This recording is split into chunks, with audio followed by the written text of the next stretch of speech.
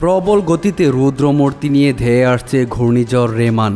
বাংলাদেশ ও ভারতের আবহাওয়া দপ্তর এবং কৃত্রিম ভূ উপগ্রহ থেকে প্রাপ্ত ছবি বিশ্লেষণ করে দেখা যাচ্ছে পূর্বের সাইক্লোন আফলান ইয়াসের থেকেও শক্তিশালী হচ্ছে রেমাল ঘূর্ণিঝড়টি।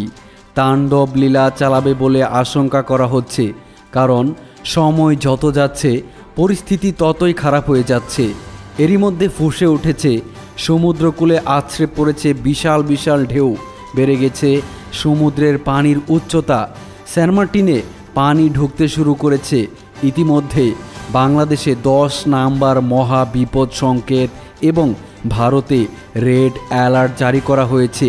বিশাল আকৃতির রেমালের বাম দিকের 30%, পশ্চিমবঙ্গের দক্ষিণ 24 পরগনা জেলার উপর দিয়ে 70%, বাংলাদেশের খুলনা ও বরিশাল বিভাগের উপর দিয়ে স্থলভাগে প্রবেশ করতে পারে।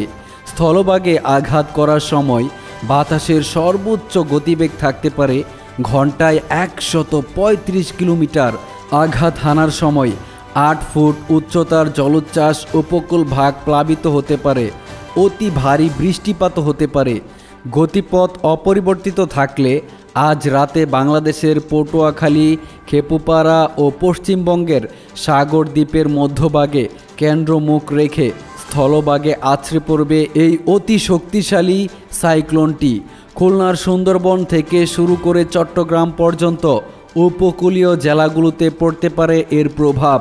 যুক্তরাষ্ট্রের নৌবাহিনী কর্তৃক পরিচালিত জয়েন্ট টাইফুন ওয়ার্নিং সেন্টার জানিয়েছে, ঘূর্ণিঝড় রেমাল খুলনা বিভাগের সাতক্ষীরা, বাগেরহাট ও খুলনা জেলার উপর দিয়ে সরাসরি বাংলাদেশে আঘাত করার সম্ভাবনা প্রবল।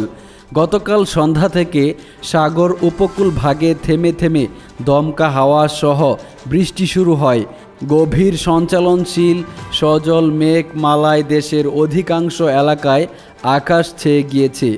উপকূলে জোয়ারের পানিতে নিম্নাঞ্চল প্লাবিত হচ্ছে।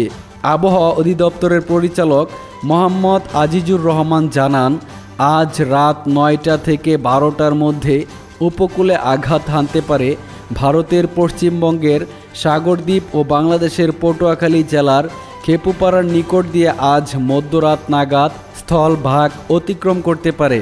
প্রবল ঘূর্ণিঝড়টি স্থলভাগ অতিক্রম করে বাতাসের গতিবেগ ঘন্টায় 110 থেকে 120 কিলোমিটার থাকবে, যা দমকা ও ঝড়ো হাওয়ার আকারে 135 কিলোমিটার পর্যন্ত এটার গতিবেগ হতে পারে। এর সঙ্গে থাকবে অতি বৃষ্টিপাত ও জলোচ্ছ্বাস।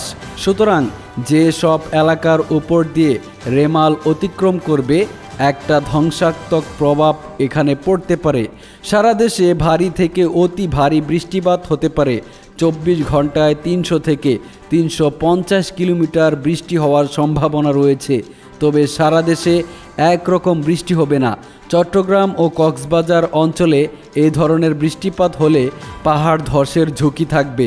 আবহাওয়াবিদরা বলেছেন, যেসব এলাকার উপর দিয়ে ঘূর্ণিঝড়টি অতিক্রম করবে সেখানে খুব খারাপ পরিস্থিতির সম্মুখীন হতে পারে। প্রিয় বন্ধুরা, আমরা আল্লাহর কাছে দোয়া করি আল্লাহ তাআলা আমাদের বাংলাদেশের সকল মুসলিম এবং অমুসলিম ভাই বোনদেরকে হেফাজত করুন। সকলেই কমেন্ট বক্সে লিখুন আমিন।